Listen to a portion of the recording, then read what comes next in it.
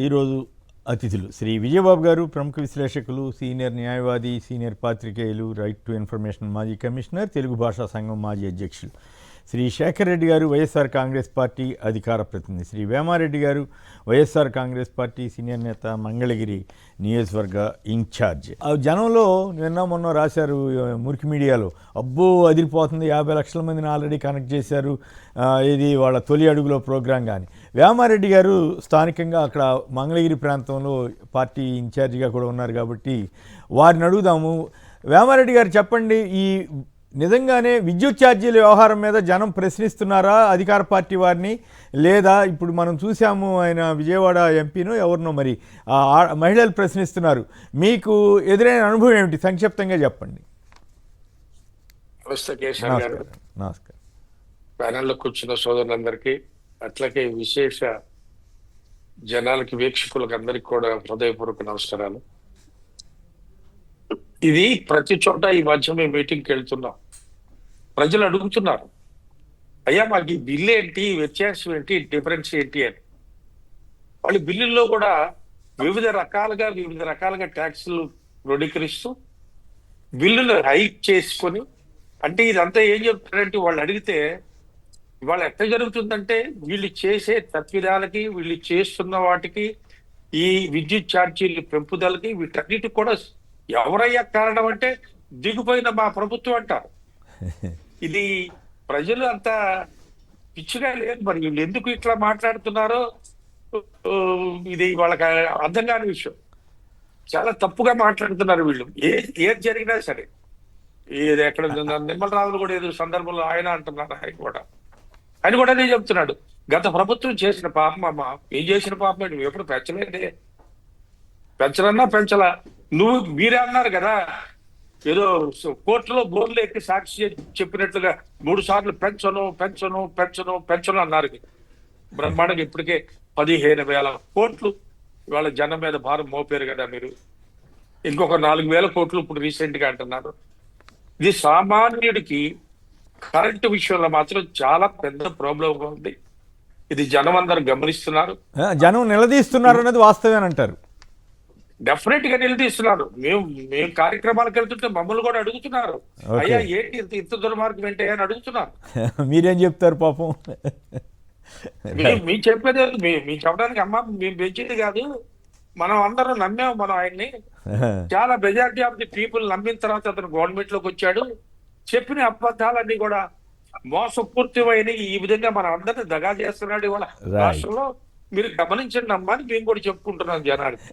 Right. Vijaya Babu గారు, మిగతా అంశాల్లోకి చర్చలోకి వెళ్ళడానికి ముందుగా సంక్షిప్తంగా పేర్ని నాని ఆవేదన మీద మీకు ఎలా అనిపించింది, మీ స్పందన ఏమిటి? ముందుగా అంతకంటే ముందు మన శతాధిక యోధ కామ్రేడ్ విఎస్ అచ్యుతానందన్ గారికి మన నివాళులండి. భారత రాజకీయాల్లో ఆయనది ఒక విలక్షణమైనటువంటి చరిత్ర.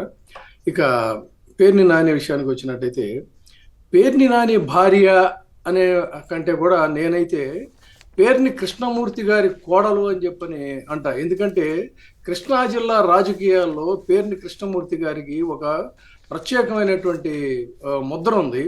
ఆయన కార్మిక నాయకుడిగా కానీ అనేక మందికి ఎంతో చేశారు. మీరు ఇది నేను అతిశయోక్తిగా చెప్పట్లా. ఈ మధ్యనే ఒక ఇంటెలిజెన్స్లో పనిచేసేటువంటి అధికారి నాకు ఫోన్ చేసి ఈ పేర్ని కృష్ణమూర్తి గారి ప్రకటన గురించి ప్రస్తావిస్తూ, నేను గతంలో ఆయన ఇంటికి వెళ్ళినప్పుడు కృష్ణమూర్తి గారి ఫోటో కనిపించగానే ఆయనకి వెళ్ళి దేవాలయంలోకి వెళ్ళి దండం పెట్టినట్టుగా ఆయనకి పెట్టానండి, అంత మహానుభావుడు ఆయన అని చెప్పి అన్నాడు. అలా కృష్ణా జిల్లాలో ఒక పార్శ్వంలో పిన్నమైన కోటేశ్వరరావు గారు కావచ్చు, మరొక పార్శ్వంలో పేర్ని కృష్ణమూర్తి గారు కావచ్చు, ఇలా కొంతమంది విలక్షణమైనటువంటి నాయకులు రాజకీయాలకు అతీతంగా వాళ్ళదైనటువంటి ప్రజాసేవలో ఒక ముద్ర వేశారండి. అటువంటి కుటుంబానికి చెందినటువంటి ఆడపడుచుని ఇంత దారుణంగా అవమానించడం చూస్తే, మొన్న ఈ మధ్య రోజా గారు చెప్పారు, మహిళలంటే కేవలం మీ కుటుంబాల్లోకి సంబంధించినటువంటి వాళ్ళే మహిళల, మిగతా వాళ్ళు మహిళలు కాదా అనేటువంటి ప్రశ్న చాలా రీజనబుల్ క్వశ్చన్. ఇది సంస్కారవంతులు నాగరికులు ఎవరైనా సరే రాజకీయాలకు అతీతంగా ఆలోచించాలి. ఎంత దారుణంగా మహిళల కన్నీళ్లుని ఎంతమందితో కన్నీళ్లు పెట్టిస్తున్నారండి. అటు రోజా గారి మీద నిజంగా ఆ తెలంగాణ ప్రాంతానికి సంబంధించినటువంటి నాయకుడు అద్భుతమైనటువంటి పదజాలాన్ని వాడాడు. స్లాటర్ హౌసెస్ అని చెప్పని. ఈ పొలిటికల్ స్లాటర్ హౌసెస్ అంటే వధ్యశాలలు అనమాట. వ్యక్తిత్వాన్ని గొడ్లని నరికినట్టుగా నరికేటువంటి వధ్యశాలలుగా ఈ జర్నలిజం ముసుగులో కొన్ని వధ్యశాలలు, రాజకీయం ముసుగులో కొన్ని వధ్యశాలలు ఏర్పాటు చేసి మహిళల యొక్క వ్యక్తిత్వాన్ని అతి దారుణంగా వధిస్తున్నటువంటి తీరు చూస్తే ఒక విడుదల రజనీ గారు కావచ్చు, ఒక ఉప్పల హారిక కావచ్చు, ఒక రోజా కావచ్చు, ఒక లక్ష్మీ పార్వతి గారు కావచ్చు, వీళ్ళంతా కూడా అనేక మంది ఇట్లా సోషల్ మీడియాలో ఉన్నటువంటి యువతులను కానీ ఎంతమందితో కన్నీళ్లు తెప్పించి వీళ్ళు ఆనందం అనుభవిస్తున్నారండి. నిజంగా చూస్తే చాలా బాధాకరం. అయితే దీనికి ప్రతిగా అంటున్నారు మీరు చేయటం లేదు అంటారు, కానీ ఈ మూలం ఎక్కడ మొదలైందండి? లక్ష్మీ పార్వతి గారి వ్యక్తిత్వాన్ని హననం చేయడంతో మొదలైనటువంటి పరంపర మహిళల మీద, ప్రత్యర్థి మహిళల మీద యథేచ్ఛగా కొనసాగిపోతా ఉంది. ఇది అమానవీయం, అమానుషం. ఆ విధంగా పేర్ని నాని గారి సతీమణి ఆవిడ్ని ఎంత దారుణంగా పోలి అంటే ఇంటికే పరిమితమైన కొన్ని కుటుంబాలు, మీ కుటుంబాలే కాదు చాలా కుటుంబాల్లో కూడా మహిళలు గౌరవప్రదంగా వాళ్ళు కొన్ని సంప్రదాయాలతో కట్టుబాట్లతో ఉంటారు. అటువంటి వాళ్ళని అనారోగ్యంగా ఉన్నటువంటి మహిళను పోలీస్ స్టేషన్కి తీసుకొచ్చి గంటల కొద్దీ వెయిట్ చేయించి మీ పైశాచిక ఆనందం పొందారంటే, మహాభారతంలో ద్రౌపది కంట ఏ విధంగా అయితే కన్నీరు పెట్టించి యావత్తు మీ కురు వంశం అయితే పూర్తిగా నాశనం అయిపోయిందో, ఖచ్చితంగా అదే రకమైనటువంటి పరిస్థితి ఈ రోజున ప్రతి మహిళ, ఈ ఏ మహిళలైతే కన్నీళ్లు పెట్టారో ఆ మహిళల కన్నీటి చుక్కలు ఒక్కొక్క చుక్క కూడా ఒక చివరికి ఒక బడబానంలాగా మారి ఖచ్చితంగా మీ యొక్క అరాచకాలను దహించేటువంటి రోజు అయితే ఖచ్చితంగా వస్తుందండి. రైట్. ఇక వార్తల్లోకి వెళ్దాం. కలెక్టర్లు కదలాలి, జిల్లాలో ఆకస్మిక తనిఖీలు నిర్వహించాల్సిందే.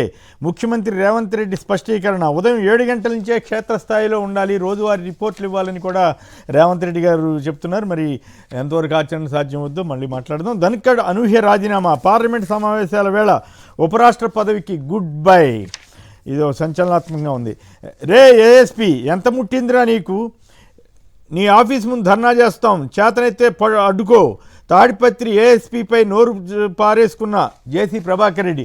శేఖర్ రెడ్డి గారు చెప్పండి, జేసీ ప్రభాకర్ రెడ్డి గారు దంచుతున్నట్టున్నారు. మొన్న పంచాయతీ అధికారిని కూడా చాలా తీవ్రంగా మాట్లాడినట్టున్నారు. అయినా పంచాయతీరాజ్ శాఖ మంత్రి గారైనా ఉప ముఖ్యమంత్రి పవన్ కళ్యాణ్ గారు ఏం మాట్లాడినట్లేరు. ఇప్పుడు ఈ ఏఎస్పీ మీద కూడా దాడి, ఒక రకమైనటువంటి విమర్శల దాడి. అట్లాగే అంతకుముందు పెద్దారెడ్డి గారిని ఊళ్ళోకి రానివ్వకపోవటం. తాడిపత్రి పూర్తిగా ఆయన సొంత సామ్రాజ్యంగా అనుకోవాలా? సంక్షిప్తంగా మీ కామెంట్ ఏమిటి? సార్ నమస్తే అండి కేసీఆర్ గారు, మీకు అలాగే తోటి పెద్దలకి, సాక్షి టీవీ వీక్షకులందరికీ కూడా గుడ్ మార్నింగ్ అండి. ముందుగా కమ్యూనిస్టు దిగ్గజం అచ్యుతానందన్ గారికి సంపూర్ణ నివాళి అర్పిస్తా ఉన్నాం సార్. ఇక జేసీ ప్రభాకర్ రెడ్డి గారి అంశానికి వస్తే, జేసీ ప్రభాకర్ రెడ్డి గారు మున్సిపల్ చైర్మన్, మున్సిపల్ కమిషనర్ ని తిడతారు, పంచాయతీరాజ్ కమిషనర్లు తిడతారు, పంచాయతీ సెక్రటరీలను తిడతారు, కింది స్థాయి ఉద్యోగులను తిడతారు.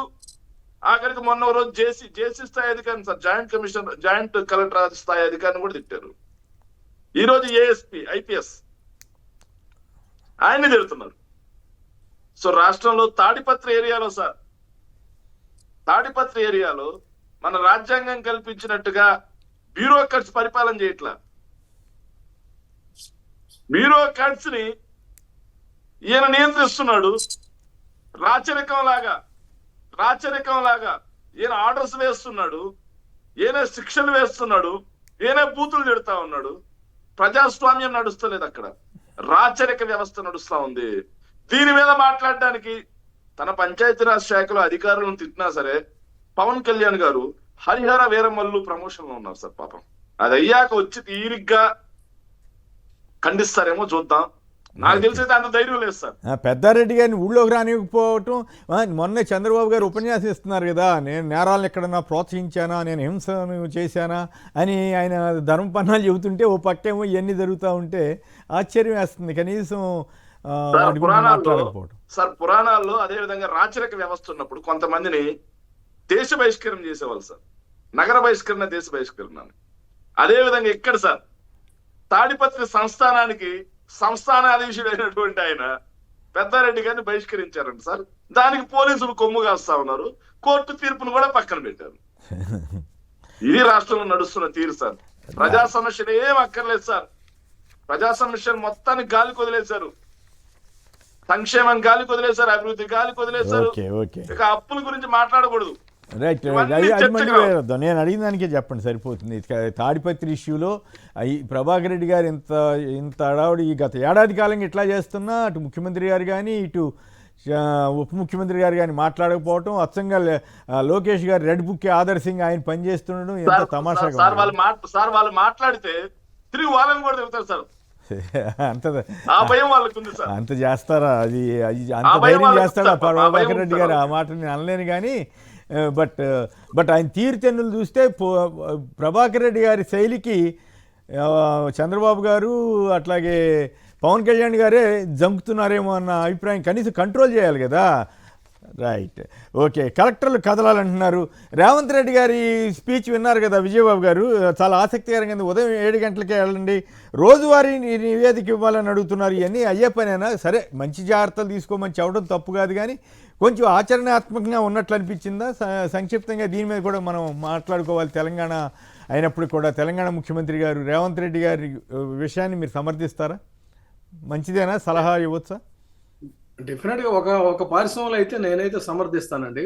కలెక్టర్లు అనేసరికి వాస్తవానికి ఏంటంటే ప్రజాసేవకులు ఒక దశలో వాళ్ళు ఏంటంటే ఎంతమంది కలెక్టర్లు మారుమూల గ్రామాలకి ప్రాంతాలకు వెళ్ళి స్వీయ పర్యవేక్షణలో ఇన్ని సామాజిక సేవలు చేస్తారు. కానీ ఈ రోజున అందరినీ అంటం లేదు. చాలా మంది కలెక్టర్లు ఏంటంటే వాళ్ళు ఏదో ఇంకా బ్రిటిష్ కాలం నాటి సంస్కృతిని కొనసాగించాలనేటువంటి దీంతో వాళ్ళ చుట్టూ ఒక ఆరా ఏర్పాటు చేసుకుని తామేదో ప్రత్యేకమైనటువంటి వ్యక్తులు అనేటువంటి రీతిలో ప్రవర్తించడం అయితే కరెక్ట్ కాదు. అందుకని ఉదయాన్నే అనేటువంటిది సాధ్యాసాధ్యాల విషయాన్ని పక్కన పెట్టినట్టయితే వాళ్ళందరూ కూడా ఖచ్చితంగా అంకిత భావంతో పనిచేయాలనేటువంటిది బహుశా నేను గతంలో కూడా ఆయన ఈ ఐఏఎస్ అధికారుల మీద ఒక ప్రకటన చేశారు. అంటే ఆయనకు అందుతున్నటువంటి రిపోర్ట్లు కానీ ఆ ఫీడ్బ్యాక్ బేస్ చేసుకొని బహుశా ఆ రకమైనటువంటి సూచన చేశారా, ఆదేశాలు చేశారని ఆ పదం ఏదైతే నాకైతే తెలియదు, కానీ మొత్తం మీద అనడంలో ఒకటి ఫస్ట్ అండ్ ఫార్మోస్ట్ ఎవరైనా సరే అఫీషియల్స్ వాళ్ళు దే ఆర్ పబ్లిక్ సర్వెంట్స్ అండి, దే ఆర్ నాట్ ఆఫీసర్స్. ఆ పబ్లిక్ సర్వెంట్స్ అనేటువంటి స్పృహతో ఉన్నంత వరకు అయితే ఇబ్బంది లేదు. కానీ ఎప్పుడైతే కలోనియల్ కల్చర్కి సంబంధించి ఆఫీసర్స్ అనే భావనలో ఉంటారో వాళ్ళు ప్రజలతో మమేకం అవ్వలేరు, సేవలో పూర్తిగా మమేకం కాలేరు. అదైతే ఖచ్చితంగా చెప్పచ్చు. రైట్. అయితే పొద్దున్నే ప్రతిరోజు నివేదిక అనేది కొంచెం ఆశ్చర్యంగా ఉంది. ప్రతిరోజు వెళ్ళాలంటే కూడా మరి వాళ్ళకుండే బాధ్యతలు, వాళ్ళకుండే వ్యక్తిగత విషయాలను వీటిని కూడా దృష్టిలో పెట్టుకుంటే బెటర్ ఏమో. అది మ్యాండేట్ కాదు, కానీ ఆ విధంగా చెప్పడంలో ఏంటంటే అంకిత భావంతో పనిచేయాలనేది అయితే చెప్పుకుంటారు. మరో అంశంలోకి వెళ్దాం. ఆడబిడ్డని ఇది అమలు చేయాలంటే ఆంధ్రప్రదేశ్ను అమ్ముకోవాలి. బాబు హామీలు అమలు చేయలేమని వ్యవసాయ శాఖ మంత్రి కింజారు పచ్చెన్నాయుడు గారు చెప్పారంట. మల్లారెడ్డి గారు ఈ పాయింట్ చాలా ఆసక్తికరంగా ఉంది కదా. ఎలక్షన్లు అప్పుడేమో ఇంకేముంది ఇచ్చేసేస్తాం, ప్రతి మహిళకి 1500 అన్నారు. ఇప్పుడేమో రాష్ట్రాన్ని అమ్ముకోవాలనుకుంటున్నా, అమ్మాల్సి వస్తుందని చెప్తున్నారు. ఇది జనం ఎట్లా చూస్తారు? ఇది మోసం కింద చూస్తారా? లేదులే పాపం చంద్రబాబు గారే కదా అట్లా చెబితే పర్వాలేదు అనుకుంటారా? అచ్చెన్నాయుడు గారు అన్నట్టు రాష్ట్రాన్ని అమ్మాలంటున్నారు ఆయన. పోనీ అమ్మేనే ఇస్తారా వేమారెడ్డి గారు? ఇప్పుడు అసలు ఆయన చెప్పటం ఇప్పుడు ఇవన్నీ కూడా సార్ గమనిస్తే ప్రజలందరూ కూడా గమనిస్తున్న విషయం ఏంటంటే చంద్రబాబు నాయుడు గారి మొత్తం రాజకీయ జీవితం మొత్తం కూడా ఆయన ఎప్పుడు కూడా అధికారంలోకి రావడానికి ఏవేమి జిమ్మిక్కులు చేయాలి, ప్రజల్ని ఏ విధంగా మభ్యపెట్టి అధికారంలోకి రావాలనే ముఖ్య ఉద్దేశం తప్పిస్తే ఆయన చెప్పిన మాటలనే మీరు తీసుకోండి. పాత రాజకీయాలు ఎప్పటి నుంచి ఆయన నాకు బాగా గుర్తు. మన రాజశేఖర రెడ్డి గారు అప్పట్లో ఉచిత కరెంట్ ఇస్తానంటే తీగల మీద గుడ్లారేసుకోమన్నాడు ఆయన. ఇట్లా ప్రతి దానికి కూడా ఆయన ఎప్పుడు ప్రతిదీ కూడా సామాన్య జనానికి, ఎందుకంటే సామాన్య జనానికి ఎక్కడో కొంచెం ఆశ అంటూ ఉంటుంది. ఆ ఆశని ఈయన పొలిటికల్ గా ఉపయోగించుకుని చెప్పే మాటలే తప్పిస్తే ఆచరణ యోగ్యమైన ఎవ్వి కాదండి. వాళ్ళు అడుగుతున్నా, నేను కూడా మీటింగుల్లో అన్ని అడుగుతున్నా, ఏమ్మా మీకు అందరికి 1500 పడుతున్నట్టు ఉన్నాయి కదా, ఇప్పటికి 18,000 ఏంటి 19,500 రావాలి, 11 నెలలు అయింది, మీకు అందరికి డబ్బులు వస్తున్నట్టు ఉన్నాయి కదా అని పబ్లిక్ అడుగుతుంటే అందరు నవ్వుతున్నారు. అవుతున్నారా? ఇది డెఫినెట్ గా ఇది ఆచరణ యోగ్యం కాని విషయాలు వీళ్ళకి చెప్పేసి. అట్లాగే ఉచిత బస్ అనేది రేపటి నుంచి ఏదో అంటున్నారు మరి 15 నుంచి అనేది. అవును, అది కూడా జిల్లాల వారీగా అమలు చేయాల్సిందే అని చాలా గట్టిగా చెప్పారు. కాదు, ముందు కూడా ఒకసారి చాలా హల్చల్ అయింది. పార్టీ లేదు ఇంకేదో లేదు అని కట్ అయినట్టుంది. రైట్, శేఖర్ గారు చెప్పండి. ఆడబిడ్డనిది ఇవ్వాలంటే రాష్ట్రం అమ్మాలంటున్నారు మంత్రి అచ్చెన్నాయుడు గారు. అలాగే 04 టికెట్ అని వీళ్ళు మురికి మీడియా వాళ్ళు రాసుకున్నారు. అసలు చాలా ఘనంగా ఏదో జరిగిపోతుంది అన్నట్లుగా సచివాలయంలో సమీక్ష కూడా జరిపేశారు. అన్ని జిల్లాల్లో అమలు చేయాలని అన్నారంట. శేఖర్ గారు మీరేమంటారు ఈ రెంటి మీద? సార్, అచ్చెన్నాయుడు గారు ఈ రోజు ఆడబిడ్డనిది అమలు చేయాలంటే రాష్ట్రాన్ని అమ్మేయాలన్నారు సార్. ఒక 4 రోజుల ముందు అనుకుంటా సార్ నేను చూసాను, నిమ్మల రామానాయుడు గారు సార్ పెన్షన్లు ఇవ్వకపోతే 3 పోలవరంలు కట్టొచ్చు అని చెప్పారు సార్. అంటే దాని అర్థం ఏంటంటే పెన్షన్లు కట్ చేస్తున్నామని ఆ మాట కూడా అన్నాడు ఆయన. ఆయనే కదా నీకు 15,000 నీకు 15,000 అని నీకు 18,000 నువ్వు విపరీతంగా ప్రచారం నీకు 18 నీకు 18 నీకు 18 నీకు 18 నీకు 36 నీకు 36 నీకు 36 అని రామంత్రే సార్. అదే ఆయన అన్న మాట ఏంటంటే ఇప్పుడు నీకు 36 లేదు నీకు 36 లేదు నీకు 36 లేదు సార్, నీకు 18 లేదు నీకు 18 లేదు నీకు 18 లేదు సార్. ఇవన్నీ ఇస్తే రాష్ట్రం అమ్ముడైపోతాం సార్. కానీ అవన్నీ ఇచ్చి జగన్మోహన్ రెడ్డి గారు రాష్ట్రాన్ని ఎక్కడ అమ్మేయలేదే. అవన్నీ ఇస్తూ జగన్మోహన్ రెడ్డి గారు అభివృద్ధి శరవేగంగా పోయింది. మరి 1,86,000 కోట్ల రూపాయలు అప్పు చేశారు, అవేమీ ఇవ్వలేదు, ఎక్కడ అభివృద్ధి కనిపించట్లేదు. మరి డబ్బు ఏమైపోతుంది?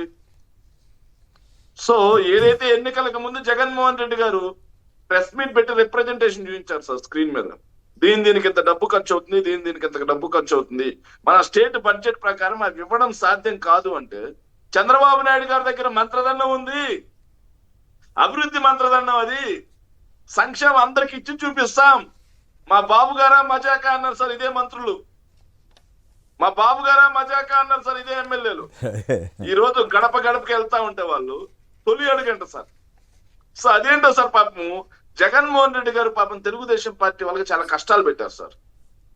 ప్రభుత్వ విద్య అంటే పడని వాళ్ళని ప్రభుత్వ స్కూల్లో కూర్చోబెట్టారు.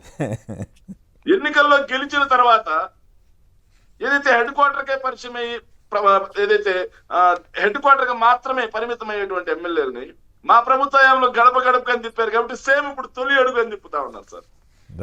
కాకపోతే మా ప్రభుత్వంలో తిప్పినప్పుడు ఇచ్చిన హామీలన్నీ తూచా తప్పకుండా పాటించాం కాబట్టి ఎమ్మెల్యేలు ఘనంగా గర్వంగా కాల్ రగరేసుకొని తిరిగారు సార్. కానీ ఇప్పుడు నిన్న అనంతపూర్ లో సార్ ఒకటి చూశాను, ఒక ఎమ్మెల్యే గారు ఎవరు ఒక అమ్మాయి అడుగుతుంది సార్, వాలంటీర్ వ్యవస్థ ఎందుకు తీసేశారు సార్, మీరు 10,000 ఇస్తామన్నారు కదా, ఇప్పుడు మమ్మల్ని తీసేసి మా జీవితాన్ని కొట్టారేం సార్ అని అడిగితే, మేము తీలేదా మా జగన్మోహన్ రెడ్డి గారు తీస్తే ఏప్రిల్ వరకు మాకు జీతాలు ఎట్టొచ్చినాయి సార్, అదే జగన్మోహన్ రెడ్డి గారు తీసేస్తే మాకు జీతాలు ఎట్టొచ్చినాయి, మీరు తీసేసి అబద్ధాలు ఆడుతా ఉన్నారు, 10,000 ఇస్తాను. ఒక జగన్మోహన్ రెడ్డి గారు తీసేసే ఉంటే డైరెక్ట్ గా అడిగింది సార్. పరార్ ఏమైనా కరెంటు బిల్లులు పెంచమన్నారు, పరార్ ఏమైనా 1,500 నెలకి ఇస్తా అన్నారు, పరార్ ఏమైనా 1,00,000 ఉద్యోగాలు ఏదైతే 20 లక్షల ఉద్యోగాలు ఇస్తా అన్నారు, పరార్ 36,000 ఇస్తా అన్నారు, పరార్ 3 సిలిండర్ అన్నారు, 1 సిలిండర్ దిక్కులేదా పరార్. ఇట్లా ప్రతి దానికి ఎమ్మెల్యేలు పరార్ అయిపోతా ఉంటే మురికి మీడియాలో జబ్బలు చరిచినంత మాత్రాన గ్రామ స్థాయిలో పరిస్థితి ఏంటనేది మురికి మీడియాకి కూడా తెలుసు సార్. కాకపోతే దాన్ని డైవర్ట్ చేయడం కోసం ఏదో బాగుంది ఆహా ఓహో అని చెప్పి పాకాలోదనం తప్పిస్తే ఏమీ ఉపయోగం లేదని సవినయంగా మనం చేసుకుంటాం. రైట్, విజయబాబు గారు మీరు కూడా దీని మీద సంక్షిప్తంగా చెప్పండి. ఆడబిడ్డ అమలు చేయాలంటే ఆంధ్రప్రదేశ్ను అమ్ముకోవాలని అచ్చెన్నాయుడు గారు చెప్తున్నారు, పైగా మేము ముందే అనుకున్నామని కూడా చెబుతున్నారు. అంటే చంద్రబాబు గారు మోసం చేశాడు అని అచ్చెన్నాయుడు గారు చెప్పినట్లు అనుకోవాలా, ఎట్లా ఇది అసలు? ఆయన అన్యాపదేశంగా ఆయన పేరు అచ్చెన్నాయుడు కాబట్టి కొన్ని అచ్చిబాత్ అన్నట్టుగా కొన్ని వాస్తవాలు మాట్లాడుతుంటారు. గతంలో కూడా పార్టీ లేదు ఏం లేదు అని చెప్పని అన్నమాట అక్కడి నుంచి తీసుకుంటే అచ్చెన్నాయుడు గారితో అంటే ఆయన స్పృహలో లేకుండానే ఆయన నోటి వెంట కొన్ని వాస్తవాలు వస్తుంటాయి అనుకుంటా, అప్పుడప్పుడు అలా మాట్లాడుతుంటారు. సో ఆ విధంగా ఆంధ్రప్రదేశ్ని అమ్ముకోనక్కర్లేదండి.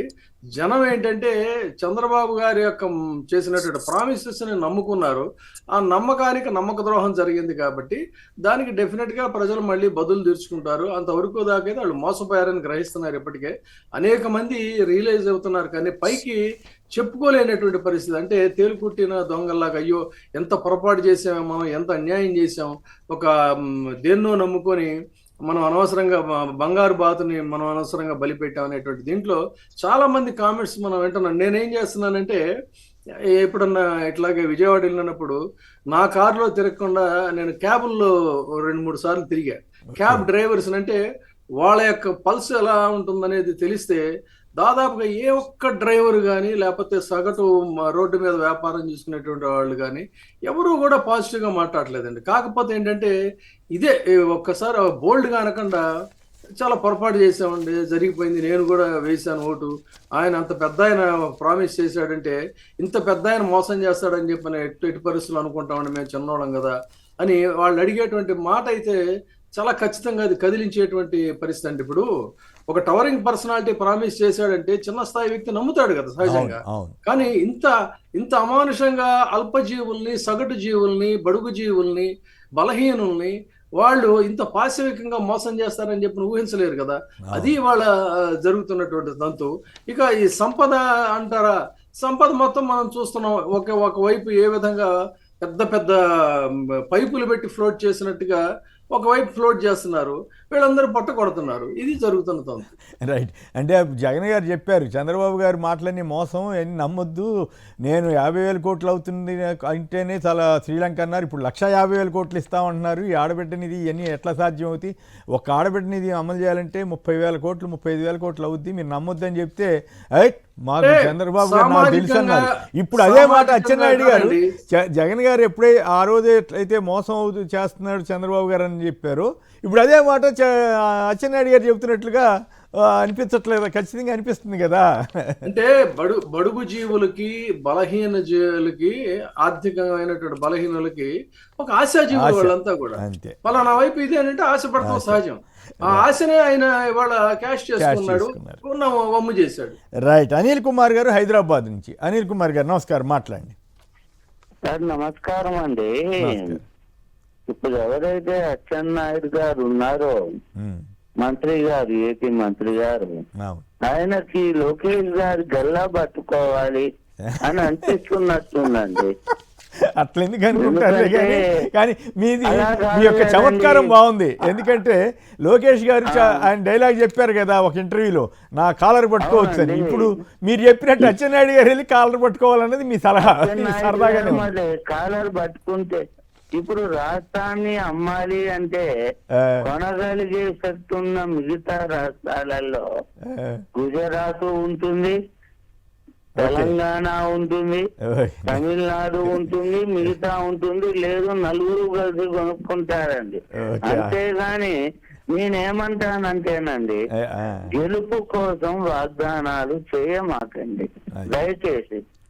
కనీసం తగ్గించన్నా ఇవ్వండి.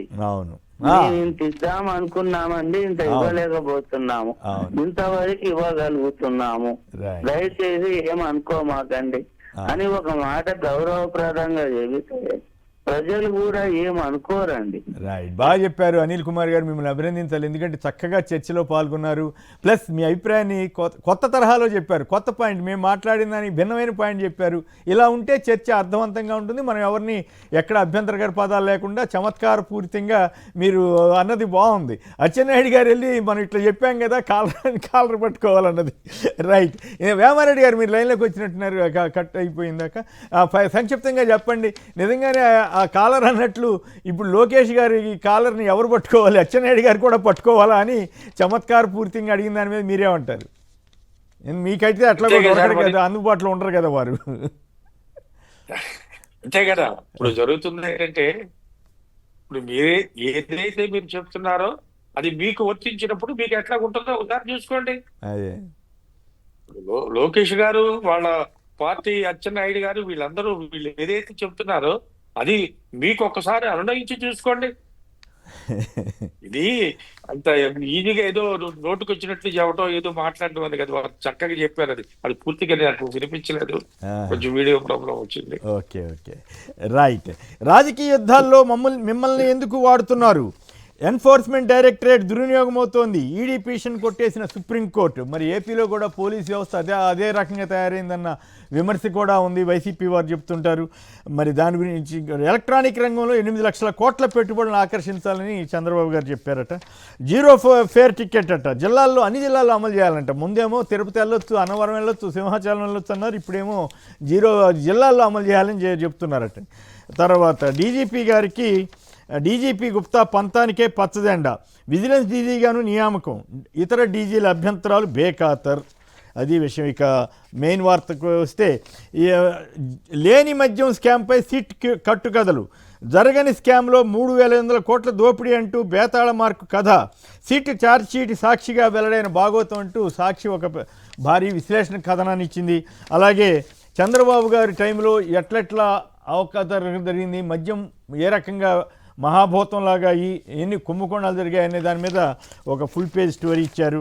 ఇక మురికి మీడియాలో మాత్రం ముడుపుల ముఠాతో జగన్ సన్నిహితుల భేటీలంటూ ఆ భేటీల ఆధారంగానే ఏమంటారు ఈ కుంభకోణం జరిగినట్టు కనిపెట్టేశారట. భేటీలు ఎవరెవరు కలిస్తే, ఇప్పుడు విజయవారిని కలిస్తే కుట్రో లేకపోతే కుంభకోణం అనే పరిస్థితికి పోలీస్ వ్యవస్థ వెళ్తే దానికి మెటీరియల్ ఎవిడెన్స్ ఉండాలి కదా.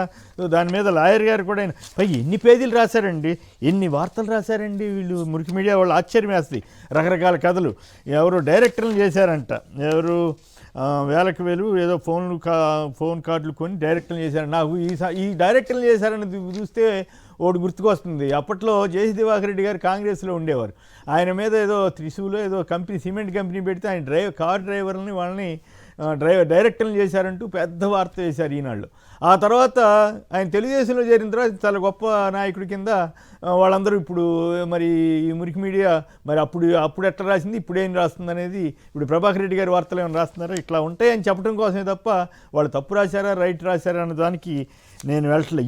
ఇన్ని వార్తలు రాశారు. ఆ ఛార్జ్ షీట్లో ఏమేమి రాశారో అన్నీ ఆల్రెడీ ఇన్నాళ్ళు రాసినన్ని మళ్ళీ రాసినట్లుగా ఉంది.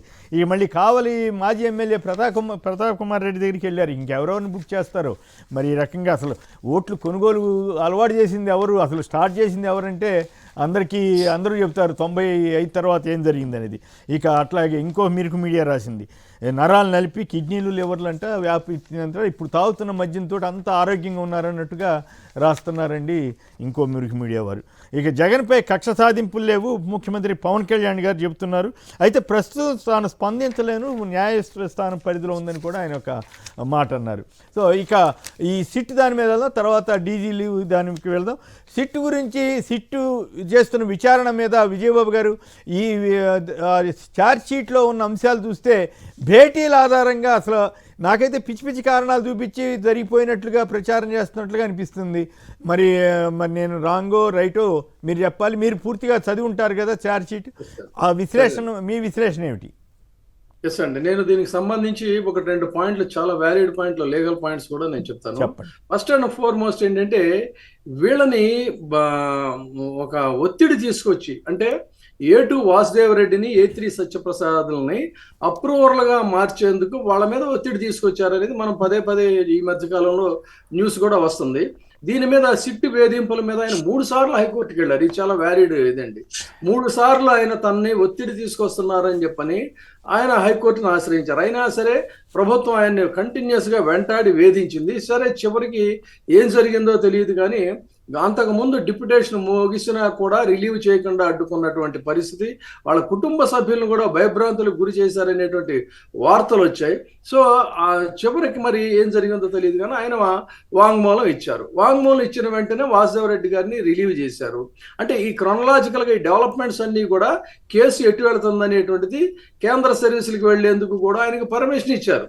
సో బెవరేజెస్ కార్పొరేషన్ పూర్వ ఉద్యోగులైన సత్యప్రసాద్ గారు అనూషణల్ని వేధించి అబద్ధపు వాంగ్మూలాలు నమోదు చేయించారు. ఇక్కడే చాలా వ్యాలిడ్ పాయింట్. ఇది ఒక తుస్సుమనేటువంటి కేసు తప్ప ఇందులో పెద్ద వీళ్ళు సాధించేది లేదు. చివరికి అనవసరంగా అపఖ్యాతి పాలవటం అనే దానికి ఒక ఇది చెప్తానండి. అంతకంటే ముందు మనకి సగటు ప్రేక్షకులకు అర్థమయ్యేటట్టుగా, ఫర్ ఎగ్జాంపుల్ ఒక రోడ్డు మీద ఒక దారిలో వెళుతున్నప్పుడు అందులో మామూలు వ్యక్తులు వెళ్ళొచ్చు, దొంగలు కూడా వెళ్ళొచ్చు.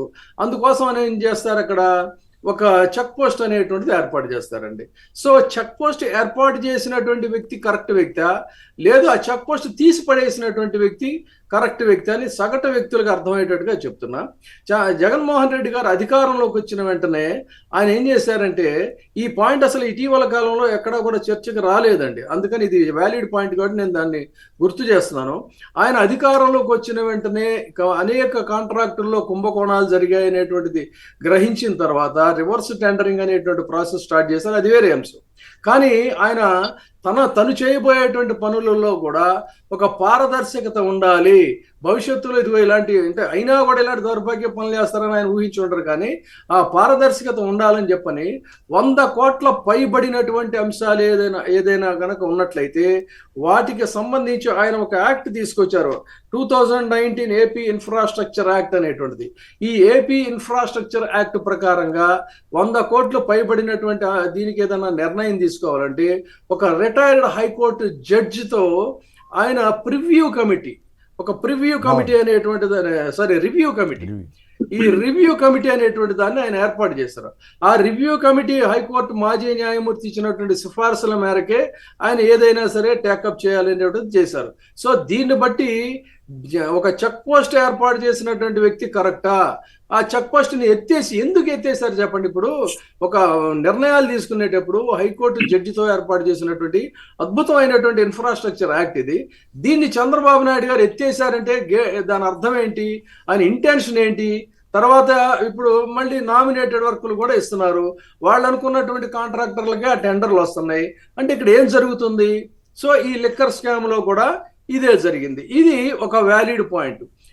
జగన్మోహన్ రెడ్డి గారు పెట్టినటువంటి ఈ ఏపీ ఇన్ఫ్రాస్ట్రక్చర్ యాక్ట్ అనే దాన్ని ఎత్తిపడేసేసి యథేచ్ఛగా ఈ లిస్టారాజ్యం కింద వీళ్ళు చెలరేగిపోయి చేస్తున్నారు. ఇది నంబర్ 1.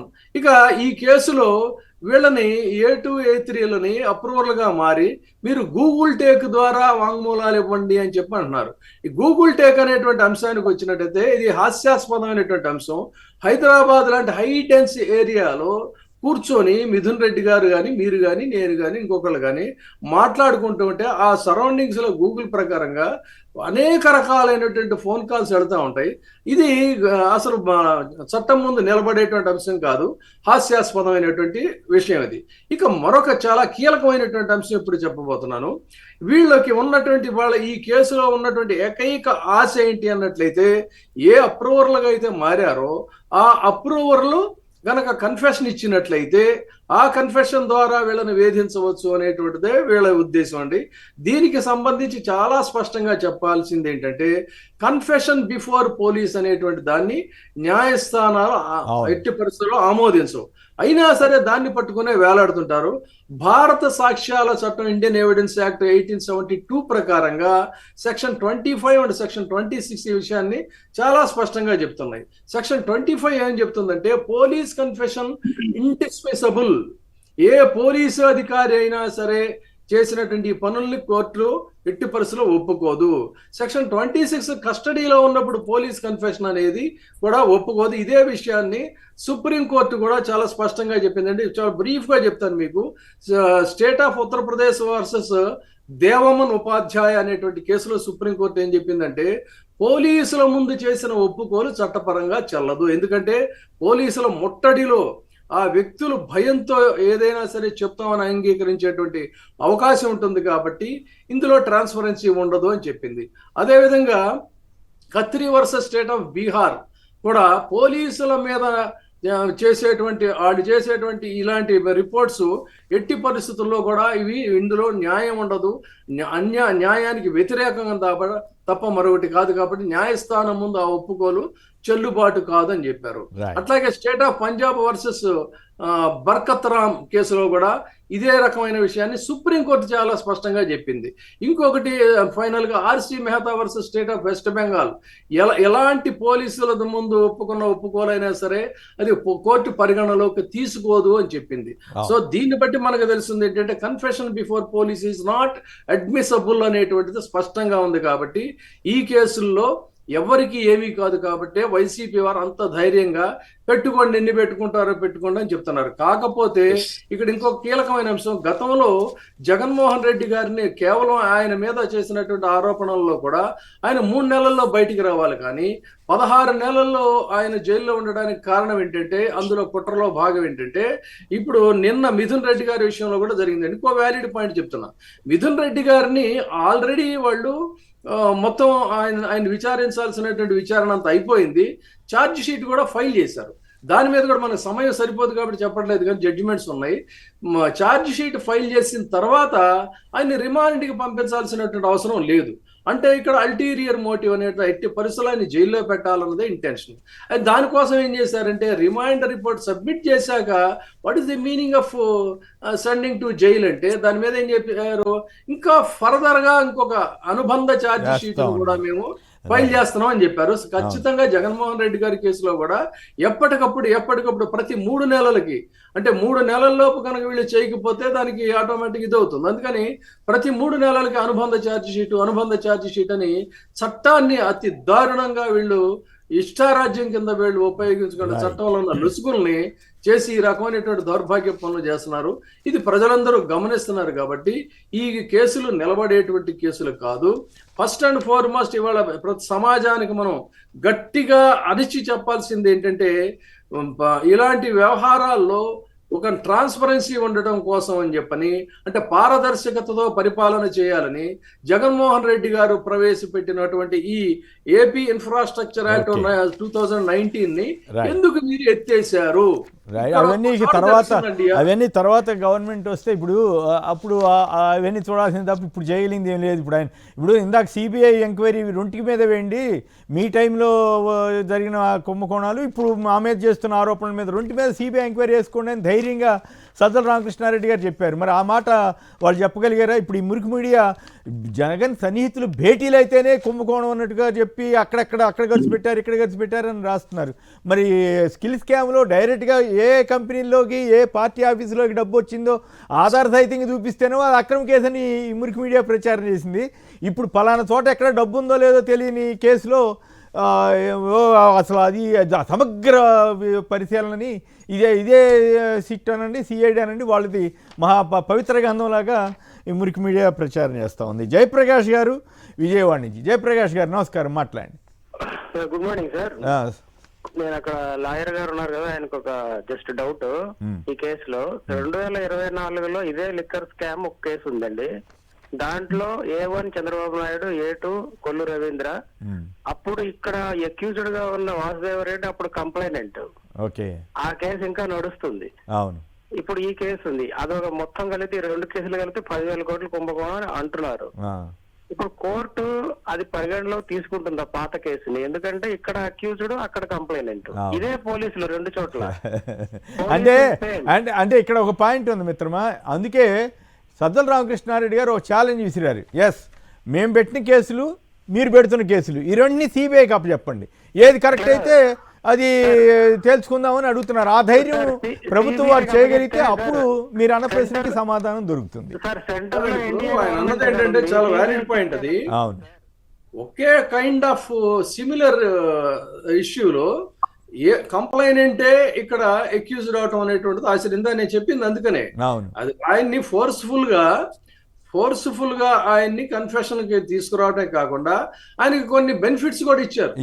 ఎందుకు జత్వానీ కేసు కూడా అప్లై చేశారు కదా, ఆ జత్వానీ ఎవరో ఆవిడ కేసు కూడా అప్లై చేశారు కదా, అది చాలా క్లియర్ గా కనిపిస్తా ఉంది. అందుకని డెఫినెట్ గా బెనిఫిట్ ఆఫ్ డౌట్ కింద కేసులన్నీ పోయే కేసులు. రైట్. దీనికంటే సిబిఐ ఎంక్వైరీకి 2కి సిద్ధపడితే సజ్జల గారు చేసిన సవాల్ అయితే నాకు బాగా నచ్చింది. అయితే ఇప్పుడు ఆయన అన్నది ఒక వ్యాలిడ్ పాయింట్. ఇప్పుడు ప్రజలు గమనించాల్సింది ఏంటంటే, ఏ నీతి సూత్రాలు అయితే ఆయన ప్రతిరోజు కూడా చెప్తున్నాడు ఏమని, అసలు తను చాలా సత్యశీలుడు అని చెప్పని, సత్యసంధుడని, ఎలాంటి దీంట్లో ఈయన ఇలాంటి టాలరేట్ చేయనని చెప్తున్నటువంటి వ్యక్తి ఎవరు అని అంటే నన్ అదర్ దెన్ ఆల్రెడీ ఆయన బెయిల్ మీద ఉన్నారు. ఇదే విషయాన్ని సజ్జల రామకృష్ణారెడ్డి గారు కూడా చెప్పింది ఏంటంటే, మీరు ఆల్రెడీ బెయిల్ మీద ఉండి పరిపాలన చేస్తున్నారు, ఆ విషయాన్ని విస్మరించకూడదు. ప్లస్ ఆ ప్రివిలేజ్ ఫీజు రద్దు చేయడం ద్వారా ప్రభుత్వానికి అప్పుడు నష్టం జరిగింది. కానీ జగన్ గారి టైంలో కంపెనీల వాళ్ళు ముడుపులు ఇచ్చారనేది వీళ్ళ అభియోగం. కంపెనీల వాళ్ళు ఎవరైనా కంప్లైంట్ చేశారంటే అదేమీ లేదు. మళ్ళీ ఏం మందు అయితే తాగుతున్నారో ఆ మందు బాబులనే చెప్పమనండి. ఏంటంటే మందు తాగి చెప్పమనండి. ప్రభుత్వం అమ్మిన దాంట్లో అవినీతి జరుగుతుందా, ప్రైవేట్ వ్యక్తులు అమ్మే దాంట్లో అవినీతి జరుగుతుంది కాదుగా. మళ్ళీ మురికి మీడియానే రాసింది ఈ టెండర్లు ఇవన్నీ గందరగోళంగా చేస్తున్నారు, ఎమ్మెల్యేలంతా తినేస్తున్నారు అది ఇదని. ఇంకో మురికి మీడియాలో ఇవాళ ఒకటి చూసాం, గంజాయి చాకిరెడ్డి తెలుగు రాష్ట్రాలు విస్తారంగా వ్యాపించింది. మొన్నేగా ఒక మురికి మీడియానేమో అసలు మొత్తం గంజాయి అంతా ఎత్తేసామని చెప్పారు, అసలు ఏమీ లేదు ఇప్పుడు అన్నారు. మరి ఇప్పుడు తర్వాత వాళ్ళే రాస్తున్నారు. ఇట్లా ఉంటాయి. గంజాయితో పాటు ప్రమోషన్ ఏంటంటే ఈ ప్రభుత్వంలో విశాఖపట్నంలో డ్రగ్స్ కూడా మొదలైంది. ఘనకార్యం. శేఖర్ గారు చెప్పండి, నిజంగానే మురికి మీడియాలో చూస్తే సన్నిహితులతో భేటీలతోటే మొత్తం కనిపెట్టేసినట్లు అదని ఇదని పేజీలు రాసేసుకుంటున్నారు. మరి ఇంకోవైపు ఏమో సరే డీజీపీ గారి పదవి కూడా విధులు ఇంకో పదవి కూడా ఇచ్చేశారంట. సుప్రీంకోర్టు చెబుతున్న వ్యాఖ్యలు అవన్నీ చూస్తే ఏపీలో కూడా పోలీస్ వ్యవస్థ రాజకీయ యుద్ధంలో భాగమైంది అనే ఫీలింగ్ కలుగుతూ ఉంది. సో ఈ కేసు మద్యం కేసు ఈ రెండు క్లబ్ చేసి మాట్లాడేసేయండి. టైం సరి సార్. ఆగస్టు 26, 2024 తెలుగుదేశం పార్టీకి చెందినటువంటి ప్రాక్సీ ఎవరైతే ఎత్తి వెంకటేశ్వరరావు శ్రీనివాస్ రాసిన రిజిస్టర్డ్ పోస్ట్ తో మొదలైనటువంటి ఈ కుట్ర నిన్న మిథున్ రెడ్డి గారి అరెస్ట్ తో పరాకాష్ఠకు చేరింది సార్. సో అందులో వాళ్ళు తేల్చి ఎఫ్ఐఆర్ లో పెట్టిన అభియోగాలు మొత్తాన్ని కూడా 2021లో international spirits and wine association of India సిసిఐలో కంప్లైంట్ చేస్తే తీర్పిచ్చింది. ఏమని తీర్పిచ్చింది? అసలు ఇది ఇన్వెస్టిగేషన్ కే పనికిరాని కేసు అయ్యా ఇది. ఎక్కడా కూడా ట్రేడ్ నిబంధనల్ని ఆంధ్రప్రదేశ్ బేవరేజ్ కార్పొరేషన్ ఉల్లంఘించలేదు. మీరు కక్షపూరితంగా తీసుకొచ్చి కేసు పెడితే ఇన్వెస్టిగేషన్ చేయాలా, మేము మొత్తం పరిశీలించామని చెప్పి తీర్పిచ్చింది. మళ్ళీ దాన్నే ఎఫ్ఐఆర్ సార్. ఎఫ్ఐఆర్ ఎప్పుడు వచ్చిందంటే దీని మీద 23/9/2024 sir. First FIR crime number 21/2024 పేరుతో ఎఫ్ఐఆర్ వచ్చింది సార్.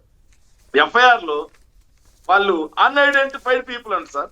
కానీ ఏదైతే కుంభకోణం ఎవరు చేశారో తెలియదంట, కానీ కుంభకోణం మాత్రం జరిగిందంట 3,500 కోట్లకు సార్. ఎవరు కుంభకోణం చేశారో ఎక్కడ కుంభకోణం చేశారో తెలియదు, కానీ కుంభకోణం మాత్రం 3,500 కోట్లు జరిగింది.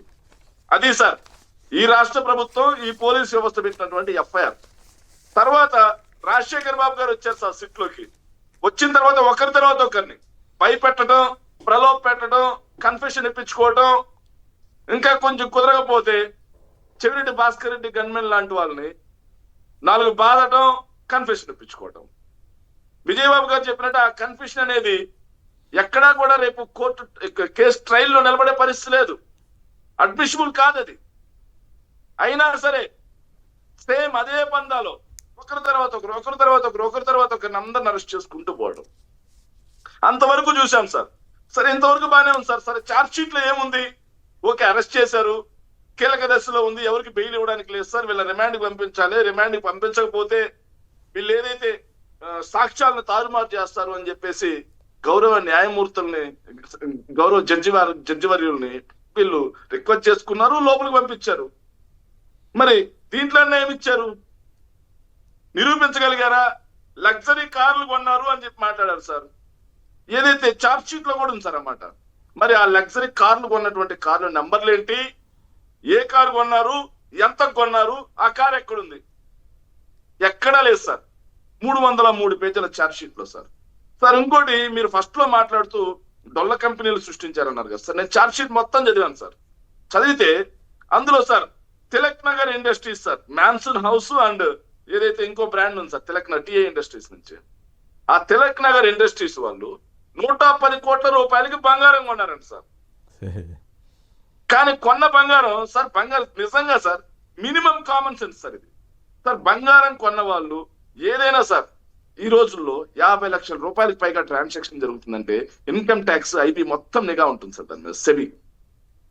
సో వాళ్ళు 110 కోట్ల రూపాయలకి బంగారం కొన్నారంటే ఇన్కమ్ ట్యాక్స్ కి సెబీకి తెలియకుండా వాళ్ళు కొన్నారా? వాళ్ళ అవసరాల కోసం వాళ్ళు కొనుక్కో ఉంటారు. వాళ్ళు ఎవరైనా వైఎస్ఆర్ కాంగ్రెస్ పార్టీకి ఆ బంగారాన్ని ట్రాన్స్ఫర్ చేసినట్టుగా మీ దగ్గర ఆధారం ఉందా అంటే అది చూపిలేదు సార్. ఆ బంగారం కొన్న కంపెనీ ఉంది చూసారా సార్, ఏదో జ్యువెలరీస్, ఆ జ్యువెలరీస్ లో ఎవరో డొల్ల డైరెక్టర్ ఉన్నారండి సార్. వీళ్ళు బంగారం కొన్న జ్యువెలరీస్ లో ఎవరో డొల్ల డైరెక్టర్ ఉన్నారండి సార్. ఆయనకి మా వైఎస్ఆర్ కాంగ్రెస్ పార్టీకి సంబంధం అని చెప్పి రాసేస్తారు సార్. ఎంత దుర్మార్గంగా బోడిగుండికి మోకాలికి ముడి పెట్టేస్తారు. అవును, అప్పుడు నేను చెప్పా కదా, జేసీ దివాకర్ రెడ్డి గారు అంటే పడని రోజుల్లోనేమో అట్లా రాశారు.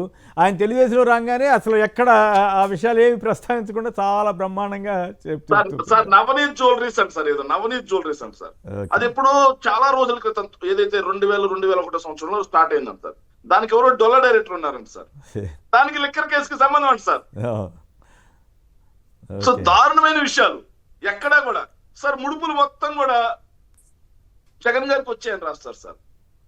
కానీ వేరే వాళ్ళు ఎవరో భూములు కొనుక్కున్నారని రాస్తారు సార్. జగన్ గారి డబ్బులు అయితే వేరే వాళ్ళు ఎవరు భూములు కొంటారు? ఇంత దారుణంగా అసత్యమైన వార్తలు సార్. ఎక్కడ కూడా సార్ ఇంకో విషయం, జగన్మోహన్ రెడ్డి గారు ఎక్కడ కూడా ఒక్క డిస్టిలరీకి పర్మిషన్ ఇచ్చినట్టుగా టార్గెట్లు లేదు సార్. సో ఇంకో విషయం ఏంటంటే సార్, ఈరోజు మురికి మీడియా రాసింది సార్. ఏమని రాసిందంటే, ఈ జగన్మోహన్ రెడ్డి గారు ఏదైతే కొన్ని కంపెనీస్ కి మాత్రమే, కొన్ని డిస్టరీలకు మాత్రమే ఈయన ఫేవరబుల్ గా ఇవ్వటం వల్ల వాళ్ళ దగ్గర నుంచి లంచాలు తీసుకున్నారు అని చెప్పి రాసింది సార్. కానీ ఎక్కడ కూడా ఛార్జ్ షీట్ లో తెలపలేదు సార్. ఛార్జ్ షీట్ లో తెలిపితే ముందుగా రాయాల్సింది 2014 నుంచి 19 మధ్యలో 25% ఇండెంట్ ఇచ్చినటువంటి పెరల్ డిస్టిలరీ మాగుంట శ్రీనివాస్ రెడ్డి గారు ముందు దాని మీద స్కామ్ అని చెప్పి రాయాలి సార్.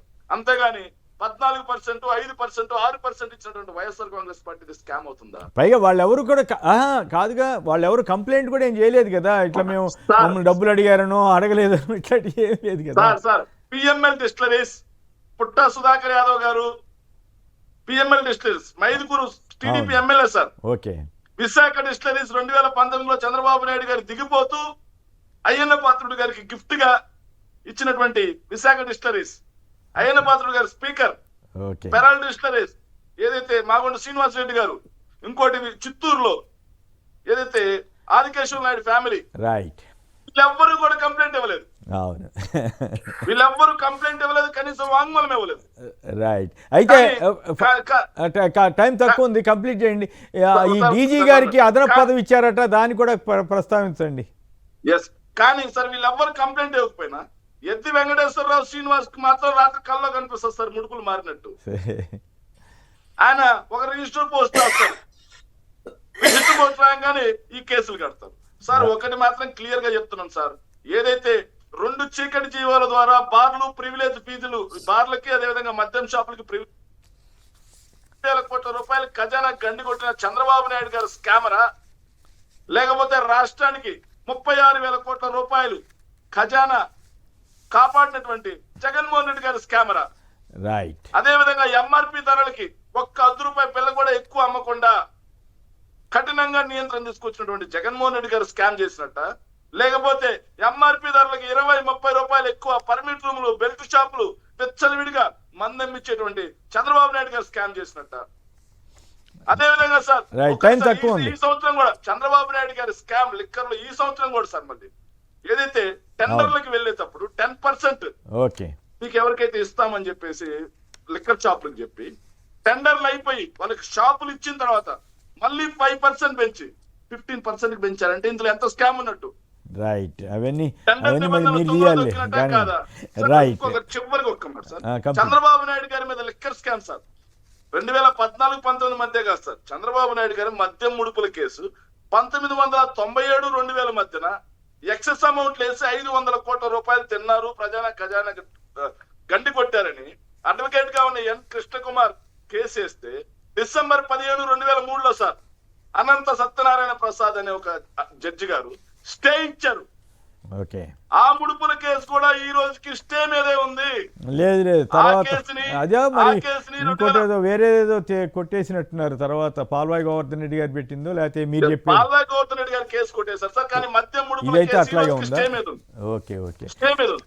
సో ఆ కేసుని 2014-19 మధ్య జరిగినటువంటి లిక్కర్ కేసుని, అదే విధంగా 2019 నుంచి 24 మధ్య మా మీద జరిగినటువంటి మీరు చెప్తా ఉన్న ఆరోపిస్తున్నటువంటి కేసుని సుప్రీంకోర్టు సిట్టింగ్ జడ్జి ఆధ్వర్యంలో లేకపోతే సిబిఐ ఆధ్వర్యంలో మేము సిద్ధం అంటున్నాం. చంద్రబాబు నాయుడు గారు పునీతుడైతే, సచ్చీలుడైతే, చిత్తశుద్ధి ఉంటే ఈ ఛాలెంజ్ ని యాక్సెప్ట్ చేయమని మీ ద్వారా కోరుకుంటున్నాం. రైట్, ఈ పాయింట్ అయితే నాకు కూడా నచ్చింది. ధైర్యంగా ఎస్ ఇప్పుడు జరిగిందంటున్నారుగా, ఇది పార్టీ మొత్తం కలిపి సిబిఐకి అప్పచెప్పడానికి సిద్ధపడతారంటే నేను అనుకోవటం అట్లా అంత ధైర్యం చేయకపోవచ్చేమో. మల్లారెడ్డి గారు, వేమారెడ్డి గారు మీరేమంటారు? సంక్షిప్తంగా చెప్పండి దయచేసి టైంతో. ఇది ఓపెనే సార్.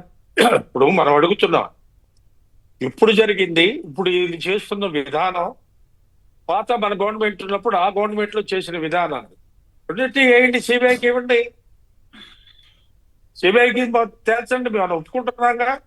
అవును, అది కాకుండా ఊరికి బురద జల్లే కార్యక్రమం తప్పైనా ఇప్పుడు మన శేఖర్ చెప్పినట్టుగా అన్ని కూడా ఏది ఒకదానికి ఒకటి సంబంధం లేని విషయాలు. జైల్లో ఉన్న అతనితో కన్ఫర్ట్ చేపించేసి అతను మీరు వాగ్మూలంగా తీసుకునే పరిస్థితి, ఇంత దిగజారిపోయిన పరిస్థితి నడుస్తుందంటే ఇంకెక్కడుందని ఓకే పోలీసు వ్యవస్థను కూడా అన్నింటినీ ఆ విధంగా తీసుకొచ్చి అన్ని ఒక దుమారం లేని పరిస్థితి తప్ప ఇంకోటి కనపట్లేదు రాష్ట్రంలో. మీరు రైట్, ఇదన్నీ కూడా సామాన్య ప్రజలకు చూస్తున్నారు, చూడకుండా లేరు. మీరు ఇవాళ ఈ సమీక్షల ద్వారా మీరు చెప్తున్న, మనం మాట్లాడుతున్న విషయాలన్నీ సామాన్య ప్రజలకు అందరికీ అర్థమవుతుంది. ఇది ఎట్టి వెళ్తుంది, ఏం జరుగుతుంది, ఇది మంచిది కాదు ప్రభుత్వానికి. ఏ ప్రభుత్వం ఉన్నా కూడా అక్కడ జగన్మోహన్ రెడ్డి గారికి ట్రాన్స్పరెన్సీ కనబడుతుంది ప్రతి టెండర్ లో కూడా. ఇక్కడ ఎక్కడ ఉందో మీకు ట్రాన్స్పరెన్సీ ప్రూవ్ చేయండి. అవును, అది లేకుండా ఇదే విధానం కొనసాగితే మాత్రం ప్రజల్లో వచ్చి ఒక విధమైన ఆందోళన బయలుదేరి ఆ ఆందోళన ఒక రివల్యూషనరీ టైప్ లో కూడా వచ్చే అవకాశాలు ఉంటాయి. రైట్, ఇవి గమనించవలసిందిగా ప్రస్తుత ప్రభుత్వాలు కూడా ఆలోచించాలి. రైట్, ఏదేమైనా పిచ్చి పిచ్చి కారణాలతోటి వాళ్ళు మీట్ అయ్యారు కాబట్టి వాళ్ళు మీట్ అయ్యారు, వీళ్ళు మీట్ అయ్యారని ఆధారాలు చూపించడం ద్వారా కేసును ముందుకు తీసుకెళ్లాలని చూస్తున్న ప్రయత్నాల మీద అంత విమర్శలు వస్తున్నాయి. మరి ఏం జరుగుతుందో చూద్దాం. విజయబాబు గారు, శేఖర్ రెడ్డి గారు, వేమారెడ్డి గారు అందరికి కూడా ధన్యవాదాలు. ఇది నేటి చర్చా కార్యక్రమం. నమస్కారం.